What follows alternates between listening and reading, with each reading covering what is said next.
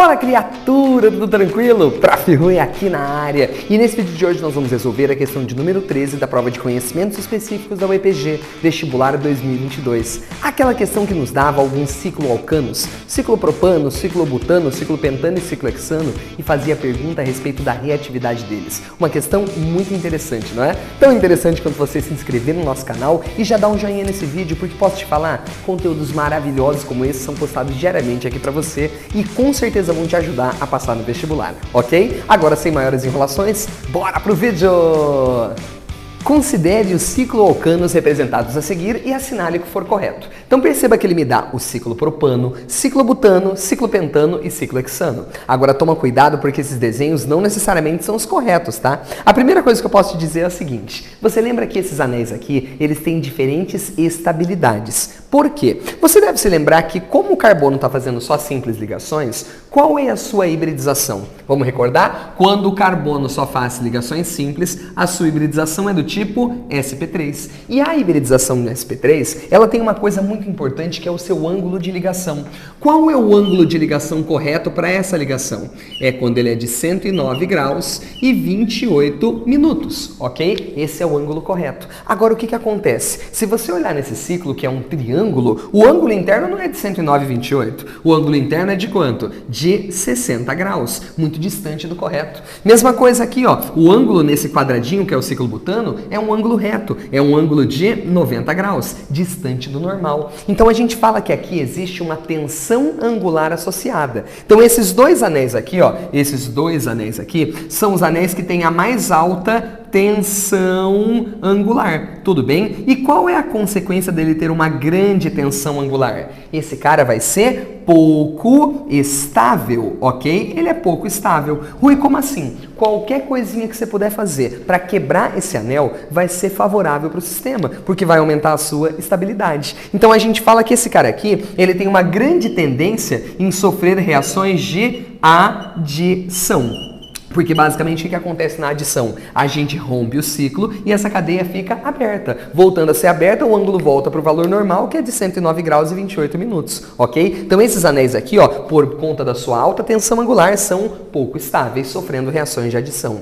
Agora deixa eu te contar uma coisa. Aqui nós temos um pentágono, né? Qual é o valor dos ângulos dentro de um pentágono? Se você for parar para pensar aqui, o ângulo é de 108. 108 é um valor muito próximo daquele, não é? Existe tensão? Claro que existe uma tensão angular, mas a tensão angular é muito pequena, tá? Então eu vou dizer aqui para você o seguinte, ó, esse anel aqui que é o ciclopentano, ele tem uma baixa tensão angular, tudo bem? Baixa tensão angular. Consequentemente, ele tem uma alta estabilidade.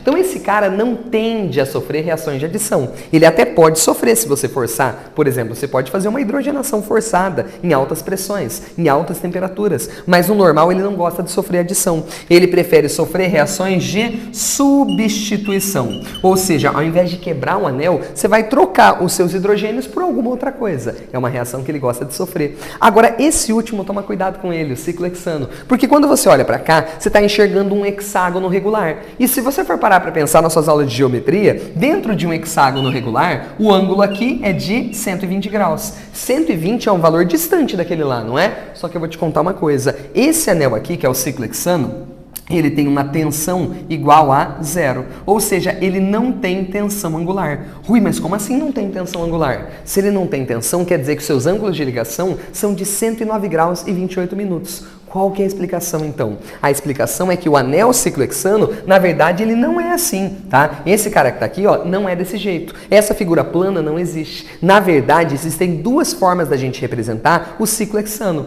Uma conformação que a gente chama de cadeira, tá? Cadeira, e a outra que nós chamamos de barco, que eu vou mostrar para você o que é. Essa é a conformação de cadeira. Perceba que ele não é plano. Esse anel, ele é todo tortinho aqui. E olha que interessante, ó. Cada um desses vértices é um átomo de carbono. Isso aqui é chamado de cadeira porque lembra uma cadeira de praia. Imagina você aqui sentadão nessa cadeira. Agora, a outra conformação que existe também é a conformação de barco ou bote. O que seria o barco? É esse carbono ir lá para cima. Eu vou desenhar do jeito que está ali, ó. Assim, até aqui. E agora eu vou puxar esse carbono lá para cima, tudo bem? Ele ficaria desse jeito que está aqui. Parece a cabecinha do Batman, não parece? Isso daqui a gente chama de conformação de bote ou barco, ok? Esse é o barco, vou escrever aqui para você, ó, barco ou bote. E esse daqui é a conformação de cadeira. Um termo para você que vai prestar o EN ou o EPG. Esses caras aqui são isômeros conformacionais. A gente chama de conformeros. São os conformeros do ciclo hexano.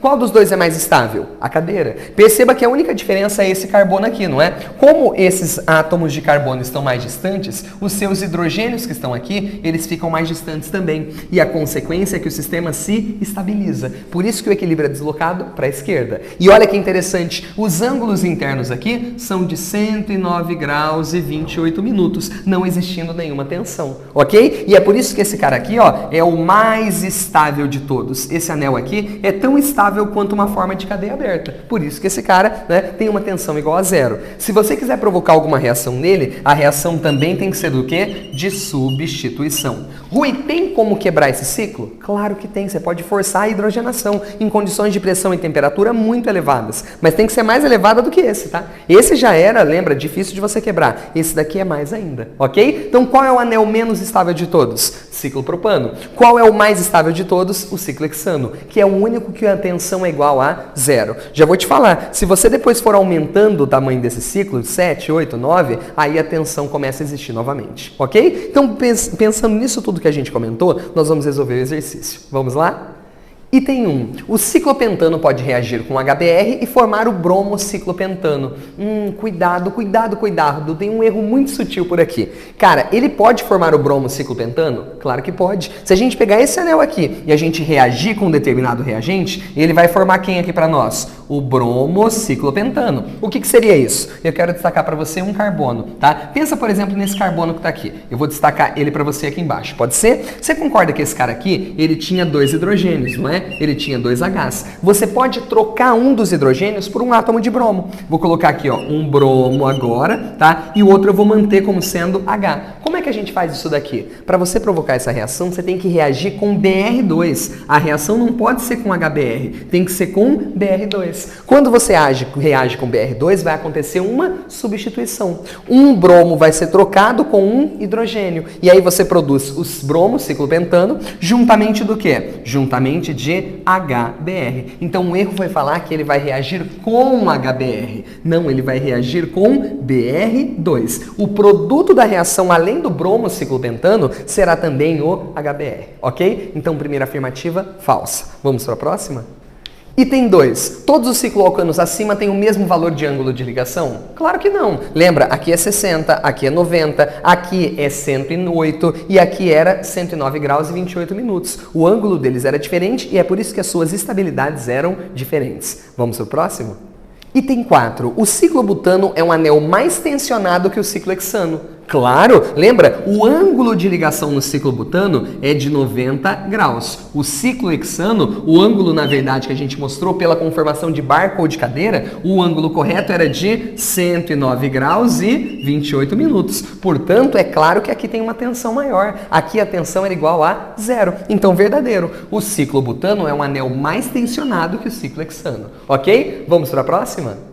Item 8. Tratando-se dessa série, ou seja, do ciclo propano até o ciclo hexano, quanto maior é o anel, mais estável é a sua estrutura. Com certeza, não é? Lembra que esse daqui é o mais tensionado de todos, e esse daqui é o de tensão igual a zero. Então, tratando-se dessa série, quanto maior é o anel, mais estável é a estrutura, com toda a certeza do mundo. E foi muito importante o autor, na hora de criar essa questão, falando isso, ó, tratando-se dessa série, porque como eu disse para você, se você continuar aumentando o tamanho do ciclo, vai voltar a crescer a tensão. O anel mais estável que tem aqui para nós é o ciclo hexano, ok? Então, verdadeiro esse item. Vamos ao último?